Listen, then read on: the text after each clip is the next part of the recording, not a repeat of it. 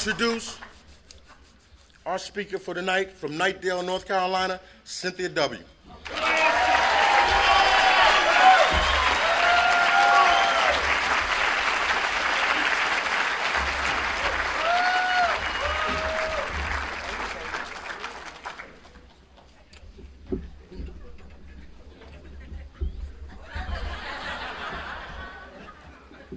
Hey family, my name is Cynthia and I'm an addict. Grateful. I just want to ask one question. Is anybody in Florida grateful to be clean?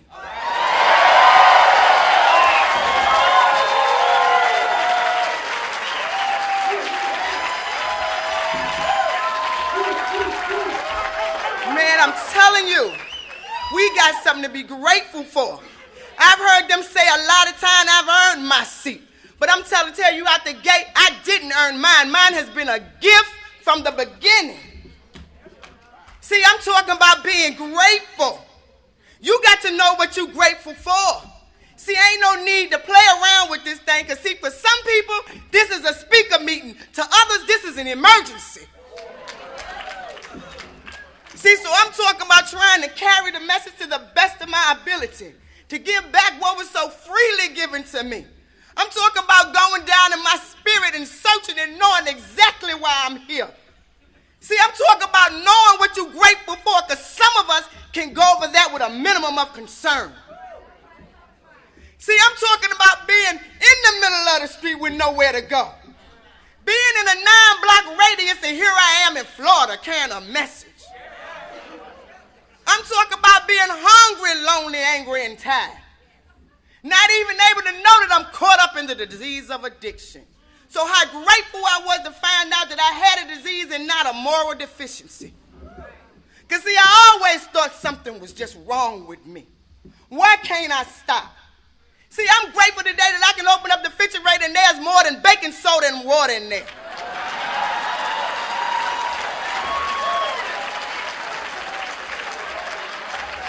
I'm talking about being grateful that I can take a bath, because I don't know about y'all, my disease took me there. It wasn't necessary. The disease say go get it, and that's what I did. Didn't even realize that I was sick. And I wanted to stop. We talk about being powerless. You got to know what it is to be powerless when you begin to use against your own will. You can make a decision to say you don't want to use it, but if somebody knocked on the door, we was using. And not because I wanted to. I'm talking about not because I wanted to. I'm going to tell y'all something. This program of Narcotics Anonymous is awesome. If you hear, stay. I heard a guy tell a story one time. He said there was 2 recovering addicts that died. And they went to heaven. And they was doing their thing up in heaven. They was having a good time. Everybody knew that they came in heavy recovering. They was the greeters and the huggers and the lover. They was doing their thing. And one day they got this bright idea. You know how we do. They got this bright idea. Let's go ask God if he'll do us a favor. Right? So they get this bright idea. They go ask God, hey, God, won't you give us a passport to go down there just for a little while, right? So God say, okay, you've been doing real good. I'm going to give you a passport for 3 days. 3 days. In 3 days, here's your passport, and you got to come back. It was like, okay, God, all we're going to do is go to meetings and hang out and let them know what it's like up in here. You know, so when you die clean, you got a safe place to go, right?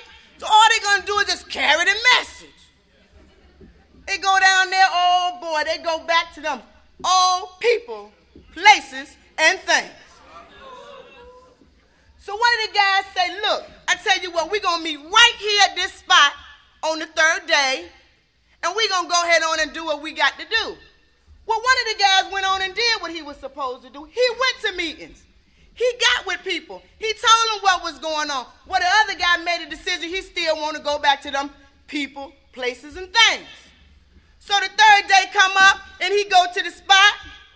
Here's his buddy, sitting there on the park bench, with a cigarette in his mouth with ashes bent all the way down, about to fall, and he says to the guy, come on, man, let's go, let's go. He say, man, I done sold my passport for a fix. Newcomer, you got your passport. You ain't never got to use no more. Don't sell your ticket. Don't sell your ticket. I just want to take a moment and just think. This convention, I want to so much thank David for calling me. See, y'all, what y'all need to know, there's a whole bunch of people behind the scenes that need to have some attention. Not being singled out or think that they better than, but how about if nobody was here to carry the message, where would we be? So you got to give some kind of props to the people behind the scene, and I want to thank David. I want to thank Bonnie. I want to thank anybody and everybody on the service level that helped bring this on for us to know that there's a better way to live. Because an addict,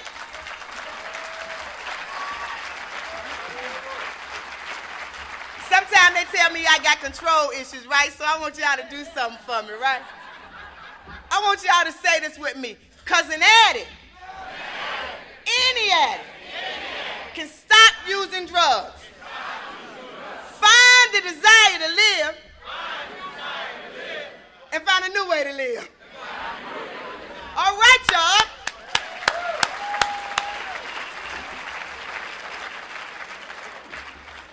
Like I need to tell y'all this, there's no mistake that I am here. There's no mistake that I'm here. I'm here for a reason and a purpose.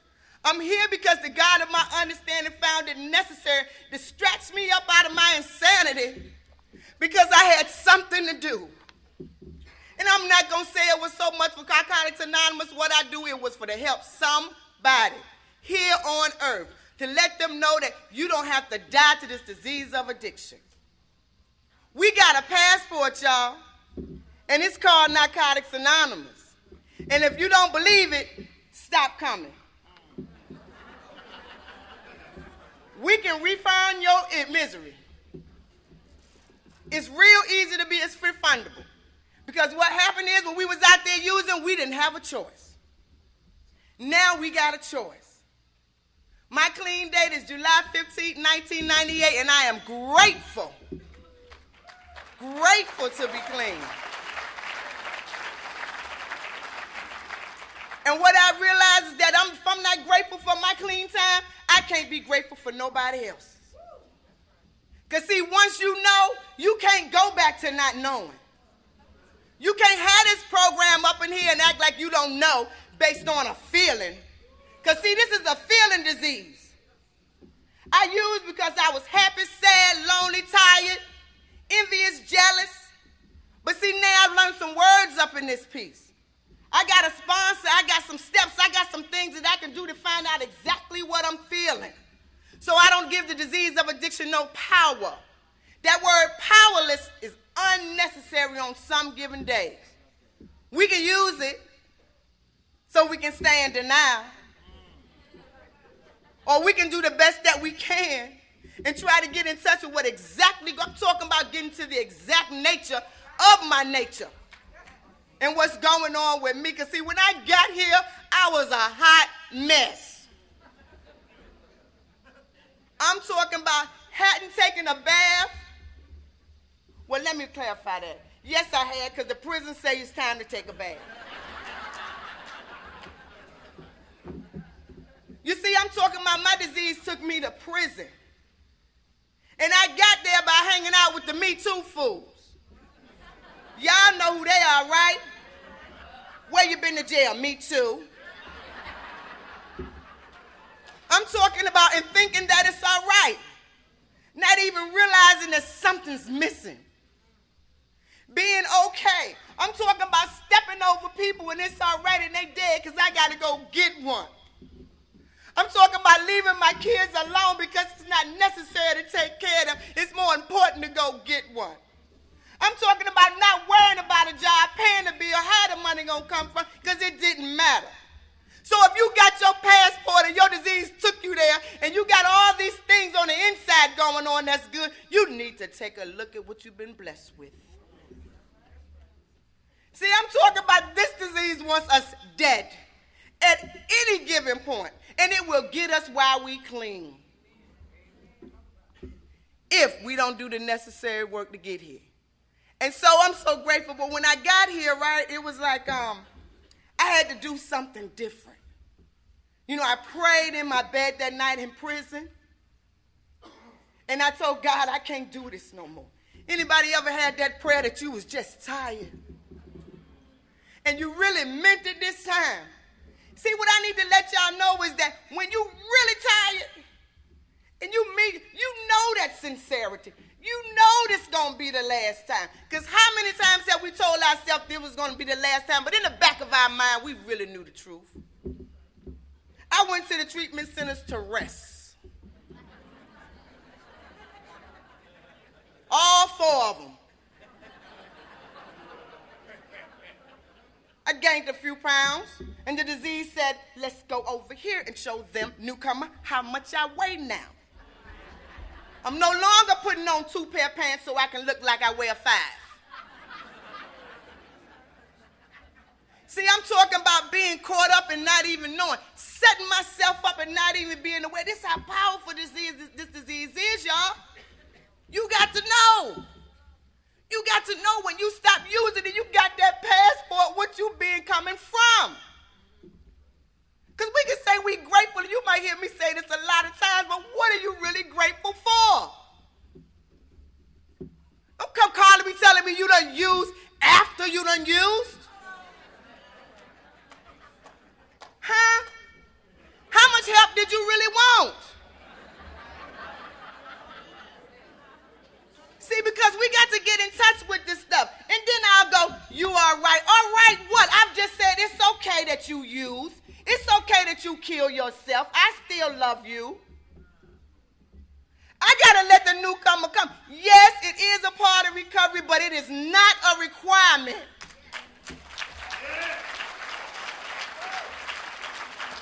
It is not a requirement. So if you here and you clean, stay. Get in somebody's pocket. Some of us get with this thing with the trust stuff. Look, I'm talking about you ain't trust yourself if you really get honest. Before you came up in here, when was the last time you told yourself the truth? So to come in, they give me the suggestion to get a sponsor. Because see, what the problem was for me, I thought I had some business. See, I thought I had some stuff that I had did, some stuff in my spirit that I just knew I couldn't tell nobody, that I was going to take to my grave. But how wonderful it was to go into a meeting and hear somebody share the same thing that I had went through, and they talked about it and they got through it clean. And opened up the door for me to go and tell this stuff to somebody. See, but how can, we really got to know what you got here. Where else we going to go and tell somebody I want to smoke some crack and they going to say, all right. Huh?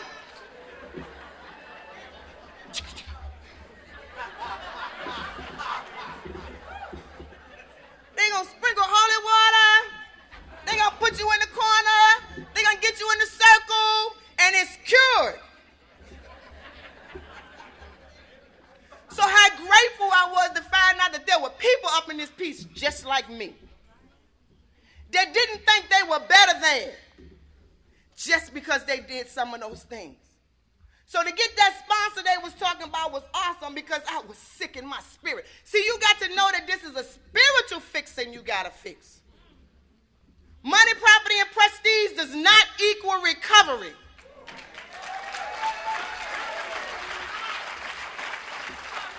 I don't care how many cars, how many houses, how many PHs and CHs and DHs.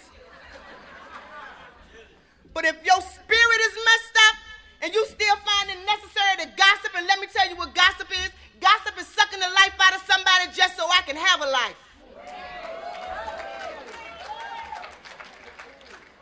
See, I'm talking about going in my spirit and being able to look at what's going on. The things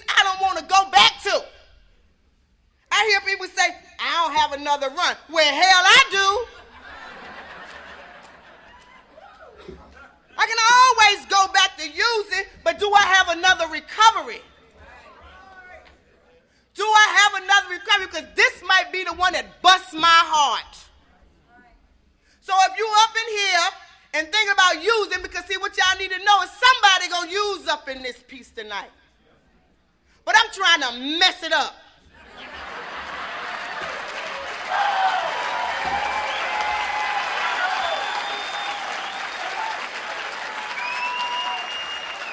See, I want you to know, when you're getting ready to do what you do, you're going to hear Cynthia say, don't do that. Don't do that. I've heard people come back and tell me that too, y'all. I'm talking about being able to get in your spirit, y'all. See, because what I know is that I might not use some of the terminology, and I'm not trying to offend anyone. If I do, please forgive me. Somebody said call your sponsor, but I'm not going to say that. I'm talking about being blessed. I'm talking about, see, you brothers, you can go buy you a pair of sneakers today. By choice. No longer am I trying to take care of the dope man. I can look good too. And my spirit is feeling all right because I went to the store and bought what I said I was going to do. Huh? Y'all remember that? You get paid for the ones of us that was employable. You know, you get a job and you're going to say, look, it's Friday. Let's pay the bills. Let's pay the light bill. Let's pay the rent. Let's do this for the kids. And I got $25 over here. I got some change. We going on where we got to go. And next thing your body finds this, how I got here, Shaggy?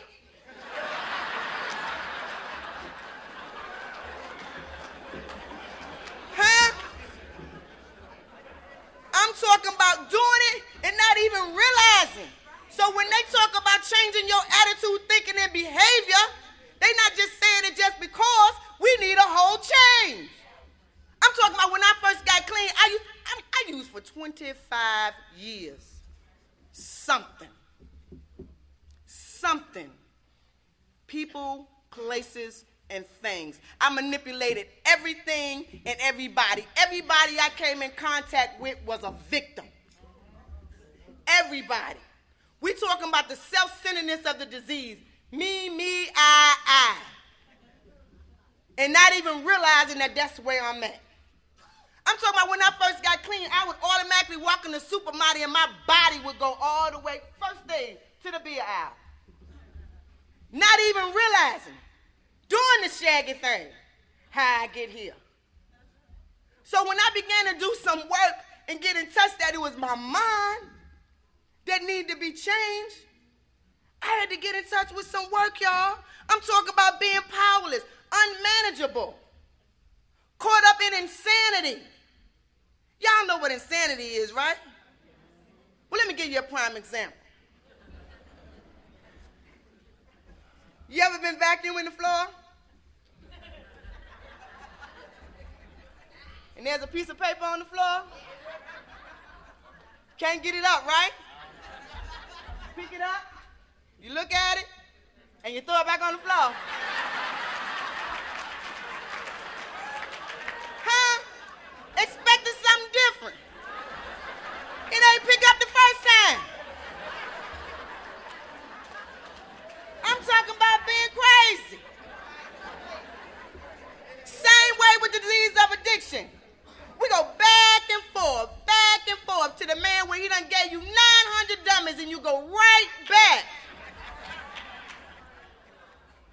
I'm talking about being able to change my thinking. Going up here, y'all, is dangerous sometimes. I'm talking about even with time. Because I can get caught up real easy. If it look good. If it smell good. If it might do me good. Huh? We talking about obsession and compulsion, y'all. 1 is too many and 1,000 is never enough. I don't get enough for nothing on some days. I tell my husband that too.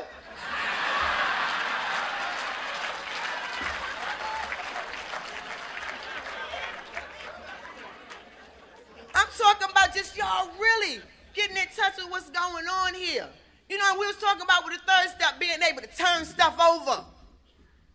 You know, the literature says we take it back over. I do it all the time until I keep bumping my head. And it hurts. But first I had to get in touch with what it was they was talking about, like in that third step. What am I really turning over? We're talking about my will and my life, which is my actions and my thinking. That's what I've made a decision to give to the God of my understanding. Because, see, we didn't find God in the second step. We found a higher power. Something to believe in. Something to keep me coming. Something that gave me some hope. Because y'all was here and y'all was doing it. And I was tired. I had to keep coming. Just because.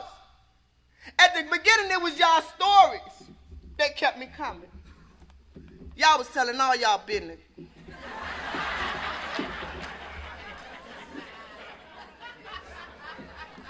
And I wanted to go this week because I knew she was going to tell it, he was going to tell it. But what I got in touch with y'all was what they were saying was the stuff that was in my spirit that I couldn't free myself of. We're talking about being able to hear the message. You got to be open-minded. On a lot of days, we go to some meetings, right, and we go, oh, boy, here she go again. She's still in the problem. But if you really take a look at it and you listen to what she's saying or he's saying, they're crying out for some help, y'all. There are no bad meetings. Even you can get something out of every meeting you go to, even out of person too. Even if it ain't no more than, I don't want to be like that when I get 12 years.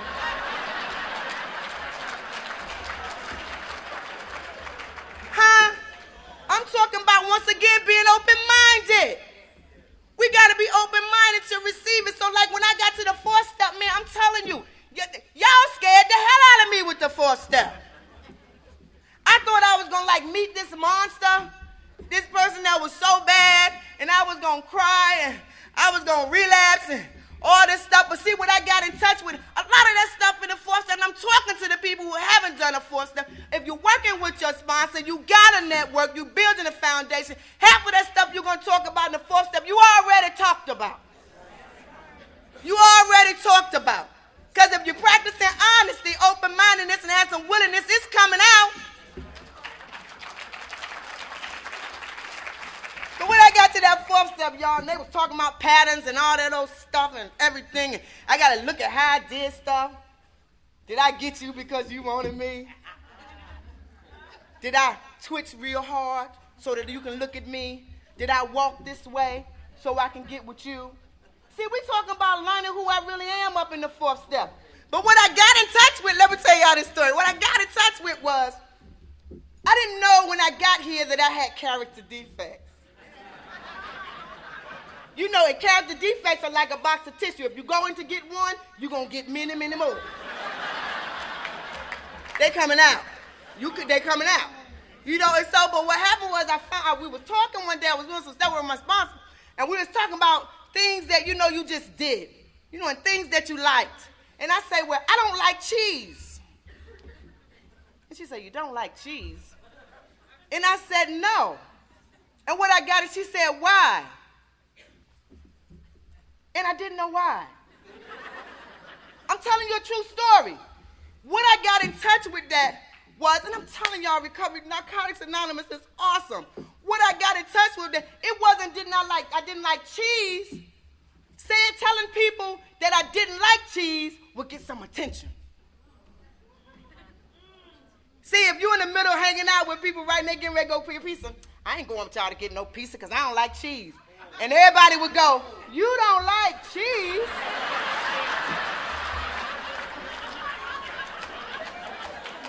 So now it's about me. So it was attention seeking. See, I ain't know that, but now I love cheese to death. I'm talking about finding out little things about yourself. See, it ain't so much the big stuff. It's the little stuff we find out about ourselves in our spirit, y'all. You got to get it, and being able to share that with a sponsor was awesome to me. And being able to share that was cool because I was going to tell nobody. No, I was going to tell nobody. I was manipulating to do some cheese thing. I wanted some attention. But to be able to say that was wonderful and doing that 6 step and getting in touch with them character defects. I'm talking about like ego. Easing God out.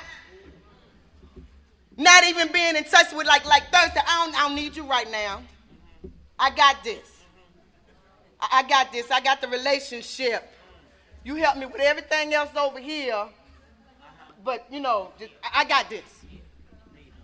I'm talking about finding out in a matter of minutes that I was caught up in fear. I'm talking about false evidence appearing real. I'm talking about already projected the outcome. That's what keeps us caught up in fear because we already know what's going to happen. Without giving the God of your understanding some kind of entry to get in where so he can help you get to your destination. See, we talk about a passport. In order to get a passport, you got to have a destination. You got to know where you're going. Newcomer, get with your sponsor, make a plan because an empty mind is real easy to get filled when I allow anything to get up in it. Have a destination. Have a plan. We don't have to surrender our passports without our permission. But I got to position myself. I got to get with them people that's helping me. It ain't about nobody. It ain't about nobody else, y'all. It's about us. Saving each other lives. I'm talking about 7 steps. We're talking about shortcomings, things sometimes I don't have enough of, like patience and tolerance. I've been struggling with patience and tolerance and acceptance for a long time. And for a while, I didn't have a vehicle, right? And I'm at the bus stop, waiting on the bus. It's about 90 degrees outside, but I'm grateful. And I'm at the bus stop, and I've been standing there about 45 minutes, and the bus goes past. I can't tell y'all what I said. And all of a sudden, for some of y'all that haven't experienced this, all of a sudden, something that's been bothering you in your spirit that you've been having a hard time learning how to accept and get it, but when you accept it, it's like a release. And all of a sudden, this thing came on me, and I was like, okay. I'm serious. I'm like, okay. There's absolutely nothing I can do about it. I didn't want to get the bus number. I wasn't trying to run behind the bus. None of that. But what I did, I called my sponsor. And I say, sponsor, I know what it's like to have acceptance. She said, how you know that? I say, the damn bus just went past me.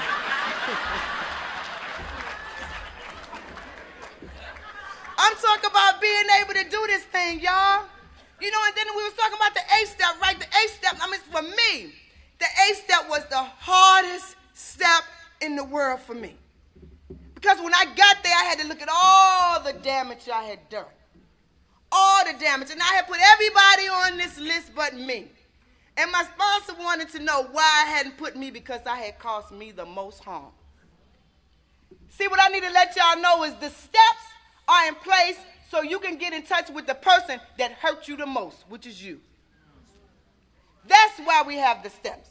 So we can get in touch with whatever's going on. But I had my mother on the list because I harmed her much. I'm talking about much. And I tried to get in touch with some of the things that I had did to her, and some things I had harmed and hurt her so much that I couldn't even remember.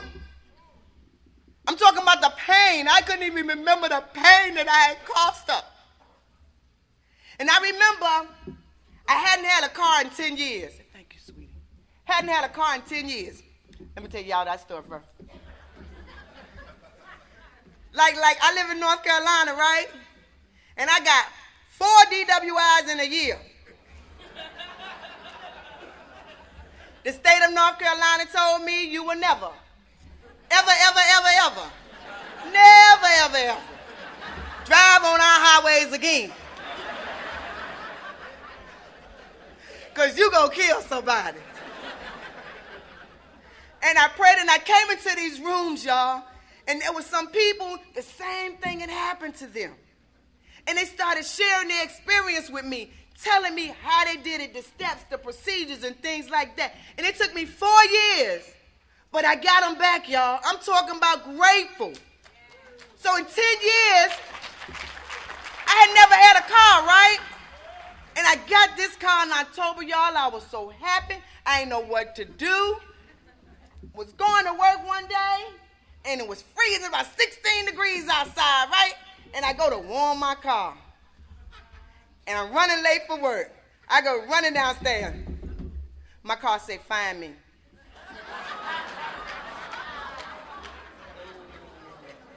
Somebody had stole my car.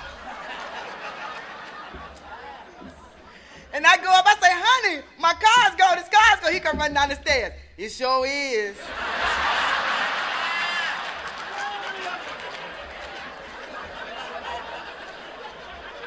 So I'm calling the police and everything, calling this, I don't know what in the world, I'm running all around crazy, right?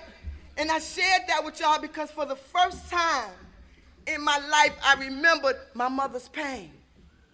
I felt her pain because I stole her car so many times. She had to come looking for me in the drug areas, trying to find her car so she can get to work. She can live her life, a normal life like earth people do. But for the first time, I felt the damage that I had done to her, the hurt that I had done to her. So when I was able to make amends with her, how grateful I was to base my experience to be able to make amends and not just say I'm sorry, but to mean it from the inside. Mean it from the inside. And talking about that 10th step, y'all, you know what? We're talking about every day, looking at what I'm doing, how I'm doing it. Am I being loving and caring to somebody else? Am I gossiping all the time? Am I causing harm, indirect or direct? See, that gossip thing, and this one thing, y'all, and I'm going to share this, right? We talk about hurt people. Who in here is any better than anybody else? We got one purpose. One purpose. Because sometimes we get a little bit of clean time, and we forgot we came up in here dusty. Because now I can buy some clothes, or I can take a bath, and because she can't be still at the comfy pot. Y'all might not know nothing about that, huh? But now I want to be judgmental. Like I'm better than because I done got cleaned up. See, we got to take a look at the harm that we cause. It's up in here. Our internal strife that will cause us the most damage. Our internal strife. You know, and the 11th step talks about meditation, prayer and meditation. You know, and I didn't know anything about that. Anything about that. Because now, for the first time in my life, I can get in my car and don't have to have no music playing. See, because there was so much noise up in my head when I got here that something always had to be going. Always had to be moving, had to be doing something at all times. My sponsor told me I was nosy. See, but she wasn't talking about nosy being in other people. She was saying that I was afraid I was going to miss something, so I had to be somewhere all the time, doing something all the time. Spirit messed up. Spirit toe up. So how grateful I am, y'all see, I'm talking about the little stuff. How grateful I am when I can get in my car and I don't have to have the radio on because I'm no longer afraid of the noise. No longer afraid of, I've gotten this passport, y'all. I'm not turning it over. I'm not surrendering my passport. Come on now, y'all. And the 12th step talks about carrying the message like we all do. We're talking about being an example. It's not about promotion. It's about what somebody sees in me.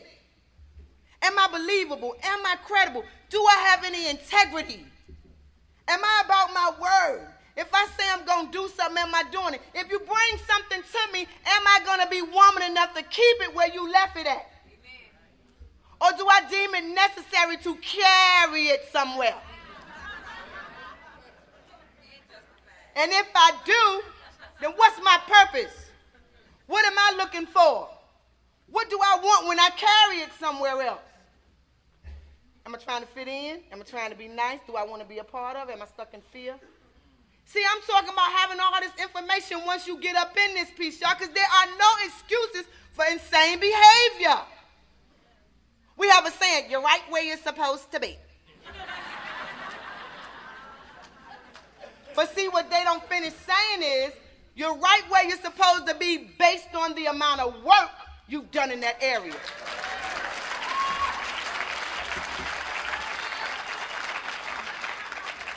See, I'm talking about, we're talking about carrying the message. I'm talking about, there was this young lady that came up in here. And when she came up in here, she was doing about 10 men. That's what she knew.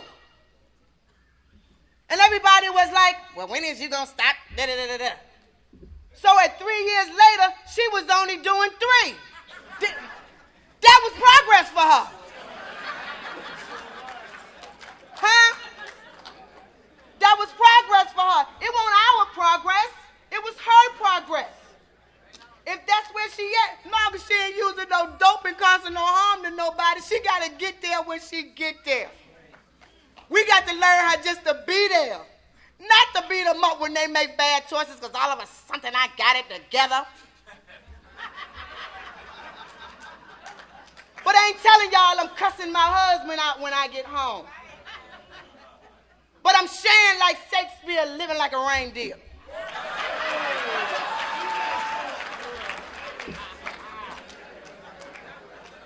See, I'm talking about carrying the message. And recently, y'all, I'm going to share this. And recently, I had an opportunity to go to Utah and carry the message, right? And before I did, right, and I got the phone call, I was like, oh, I'm so grateful. I got on the phone with that guy. I said, Lord, what am I going to do in Utah? I ain't lost nothing in Utah.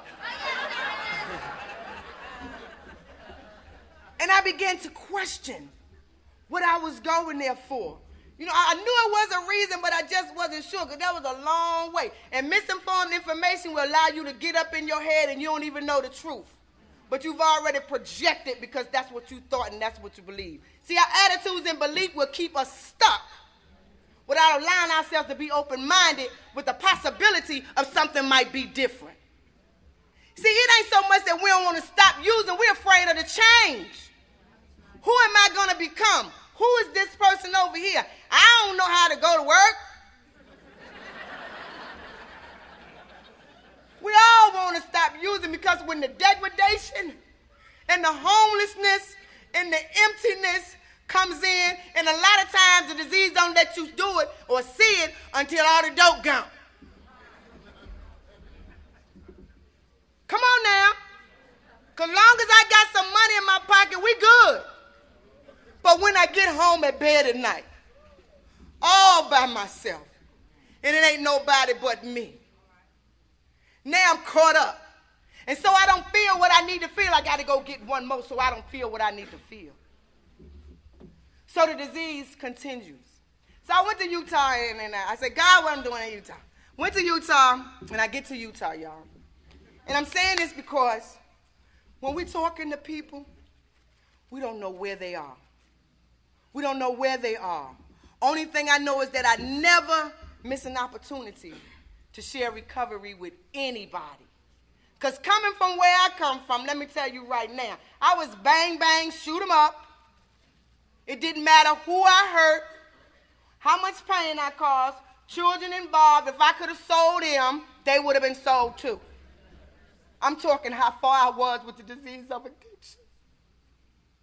So when I got to Utah, and I did my thing, da-da-da-da-da-da, and everybody, you know how they do, they like y'all gonna do hug me and stuff.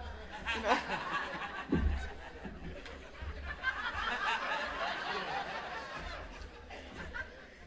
And we were in the lobby, right, and this guy comes up to me, and he's like real somber, he's dirty, and and he said, thank you. He said, I've been trying to get clean for 15 years. He said, I've been going in and out these rooms. He said, but for the first time I came in here, he said, I come in here every Friday night to call my dope man. He said, and I asked the guy what was going on, and he told me in a convention, they told me to come sit up on the front row. In Utah, at their conventions, they have what they call critical ill row. Yeah. Right? And it's for newcomers and stuff. And he sat up there and he said, I want to stop using. He said, I've been trying. He said, with your message.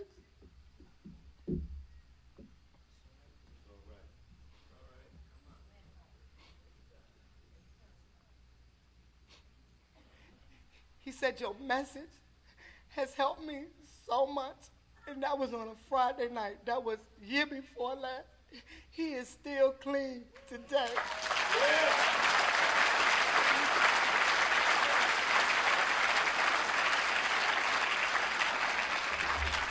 And I shared that because carry the message. Carry the message. Give somebody some hope. No matter how long it takes them to get here or how many times they keep going in and out, give it to them. Hit them in the head. Let them know. Let them know they don't have to live like that.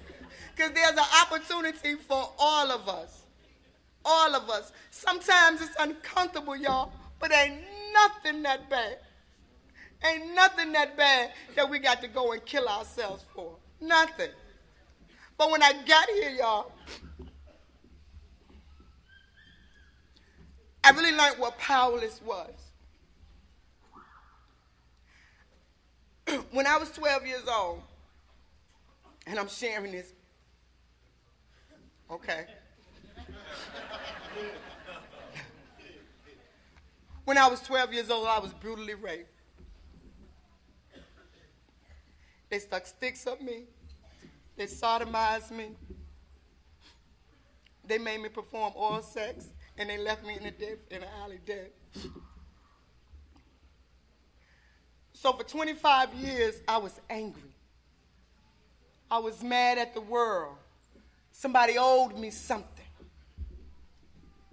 I didn't know what it was like to have a first time. I was violated. So when my girlfriends and I would get together, they would be talking about what it was like. I don't know what it's like to have a first time. But I shared that because any man or any woman that has been raped or molested in any form, you can recover from that too. I knew that.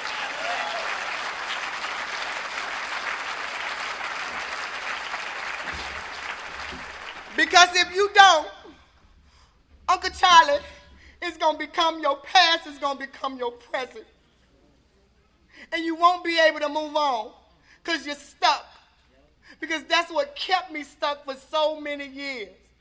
I can't give it no more power, y'all. I got some power today, and it's called Narcotics Anonymous and I got it.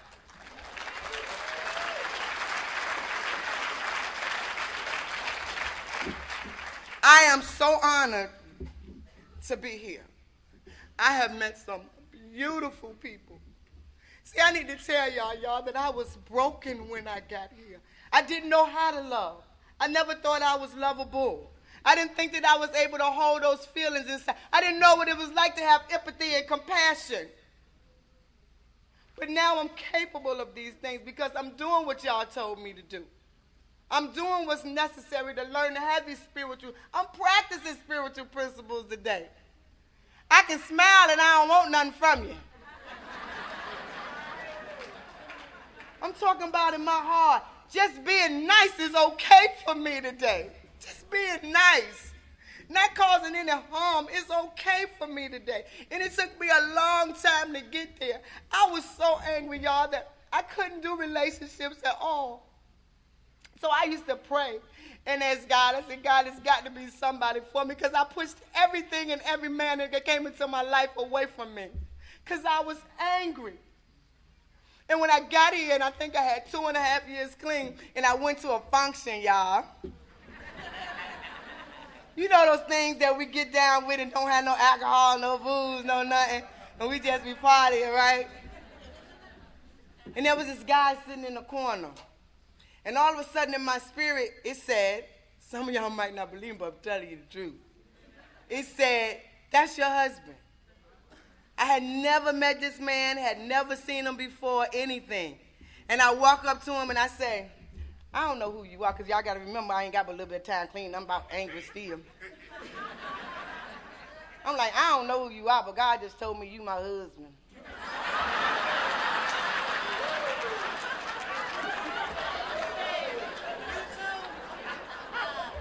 And he said, I don't know who you are either, but God told you, I guess I better go with you.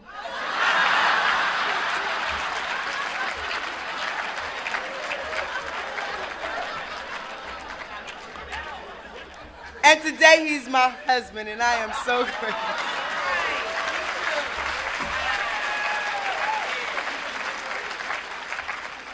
You know, and what happens is sometimes, y'all, because of what has happened in my past, it's been real hard for me to be loving and caring. The God of my understanding knew exactly what I was going to need and the type of man that I was going to need.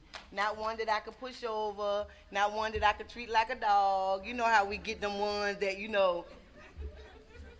think you got the power out, right? The ones that you can control. Because, see, I need to tell y'all, when I met my husband, it was 4 years since I had been intimate, so the cobwebs was everywhere.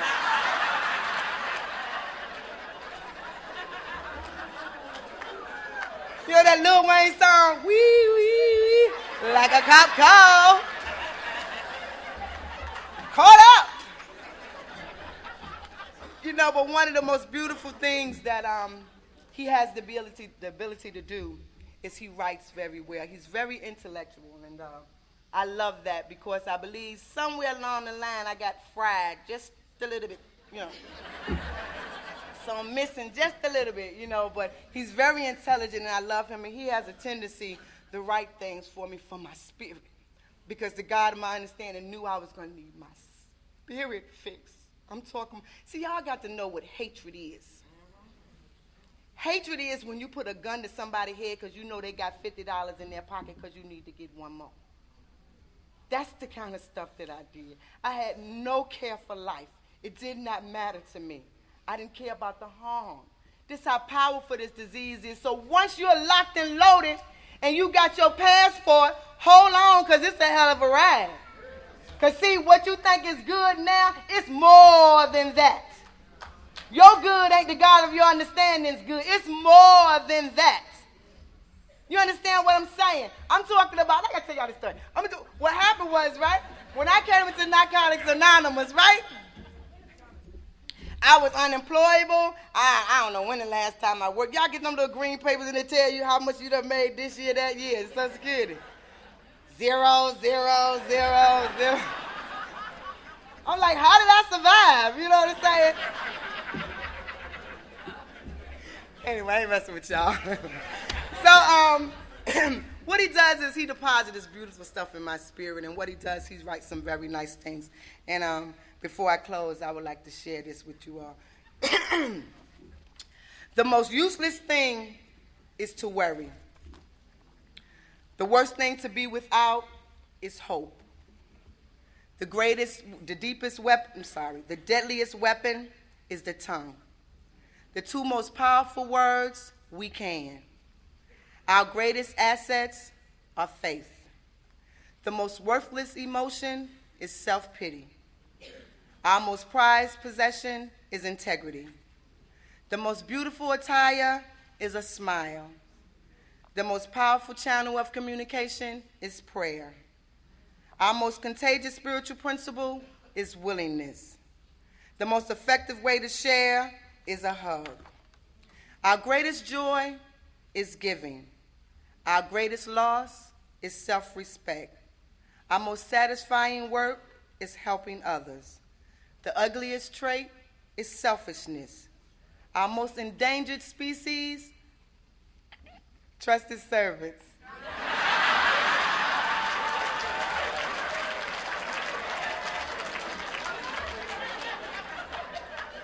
The greatest natural resource are newcomers. Our greatest shot in the arm is sponsorship. Our greatest problem to overcome is fear. Our most crippling failures are excuses. Our most powerful force in the world is love. The most dangerous weapon is gossip. The most important thing in life is God. My name is Cynthia. Thanks for letting me speak.